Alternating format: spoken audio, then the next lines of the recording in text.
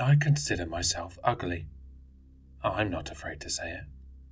I once asked a woman for her honest opinion of me. She told me I was a 2 on a good day. The words stung, but I didn't let them destroy me. I love who I am, but with others considering me to have below average looks, it's been a struggle to find someone interested in going on a date with me. I don't believe in brushing up photos on dating sites to throw someone off and upset them when they do see me face to face.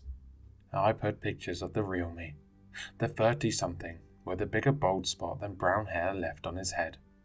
That's why I perked up and was taken by surprise when Ginger messaged me. She was gorgeous, radiating so much beauty. I almost felt ashamed to direct my 2 eyes to her profile photo. We exchanged messages for 2 weeks. She was cheery and bubbly, and through words on screen gave off such a positive vibe. And I jumped out of my chair and fist-pumped the air when she asked to meet in person and go on a hike with her. I knew exactly where she wanted to meet. It was a mountain about 10 miles away, filled with hiking trails.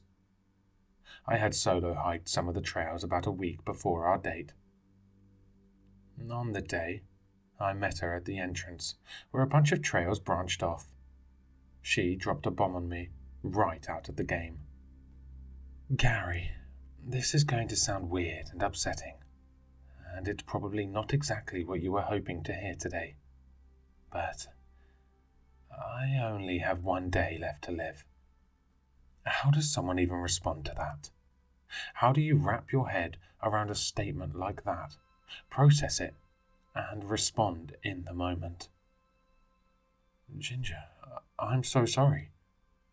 You never mentioned anything online. I mean, that wouldn't have stopped me from being here today. It's just... wow. I don't know what to say. I rubbed the back of my neck, a nervous habit of mine. And you want to spend your last day with me, of all people? Ginger smiled and grabbed my hand. We were off. A few minutes into our walk, she offered me a water out of her backpack. First red flag. I turned it down, revealing the bottle in my shorts pocket that I had bought. I'm a cautious guy, so I knew better than to accept a drink from someone I had just met for the first time. Conversation was flowing well on both ends, but her overwhelming positivity was a bit strange. I didn't have it in me to even ask what kind of illness she was dealing with. Breaking that smile of hers was the last thing I wanted to do. An hour in, the second red flag arrived. We met up with 2 of her guy friends, Asher and Cade. They were waiting for us to catch up with them on the trail. I stopped myself from saying anything rude about it being a group date or a group hangout. It was hard to be negative with Ginger being so jolly. The third red flag surfaced quickly. Asher and Cade were wearing matching outfits that can be best described as hospital gowns, not exactly hiking gear. There's a waterfall just ahead. We have to check it out, Ginger shouted with glee. I don't think there is. I've actually hiked this trail quite a few times myself, I responded. It's just a big, rocky ridge with a huge drop to an area below, but I'm pretty sure there are no waterfalls. The 3 of them smirked in unison, sending a cold tingle through me. Gary, trust me, it's there, and I have to see it, Ginger said, grabbing my hand once again. We walked another half-mile or so, Asher and Cade trailing just behind me. The vibe changed, a quieter atmosphere as we traversed the dirt path. We arrived at the edge, essentially a cliff with a drop that's not survivable.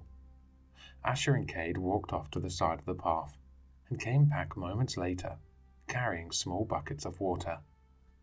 Gary, don't be mad, but I've kind of been stalking you. I've seen you out here on the trails, all alone. And you know what? It hurts me. It really hurts seeing someone like you, with nobody in their life that loves them and cares for them.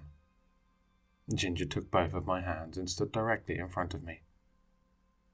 There's a way out, Gary. You don't have to live with the pain anymore. I know how it feels. I'm just like you, and Asher and Cade. We are all the same. I released her grip. My life ends today, Ginger said, letting out a hint of a smile. Mine too, Asher chimed in. Mine as well, Cade followed with. My body stiffened. I dug into my neck with my left hand, trying to scratch away at the fear that took hold of me. Guys, it's been quite the day, but I think I better head back home. Asher took a bucket and poured water on Cade and Ginger, and then himself. The three of them lifted their hands to the air, reaching for the sky. Wash away who we are, set us free, and let us be reborn, Ginger murmured. Gary, let the Almighty cleanse you. Asher handed me a bucket.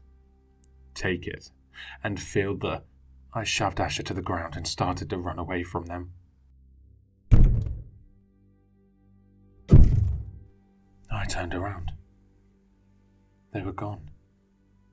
I raced to the edge of the cliff and saw Ginger dangling over a branch, her legs mangled and twisted. Asher and Cade were below her on the ground, a bloody mess of bone fragment and skin. They weren't moving. Ginger was moaning in pain, though. My cell phone had no reception, so I ran back to a point where I finally was able to connect with an ambulance. It took hours, but somehow a crew was able to remove Ginger and get her to a hospital in time. She survived. Little did she know that I was a nurse at that hospital. I didn't dare run into her directly, but I overheard her having a conversation with another nurse a few days after the incident. She was begging her nurse to let her be reborn. After the nurse left the room, I pulled her aside and recommended some resources to help Ginger get better and keep her safe. It was traumatizing enough to witness two people die. I don't know if there is a lesson to be learned from my date with Ginger. She obviously invited me out for a different reason than I had in mind. I'm guessing she was in some kind of religious cult. Who knows? What I do know is, I love my life.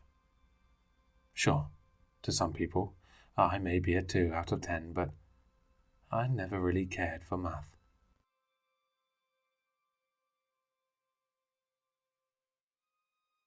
Hello listeners, if you enjoyed this story, please check out the author in the description. For more content, leave a like, comment, and subscribe for more sinister readings.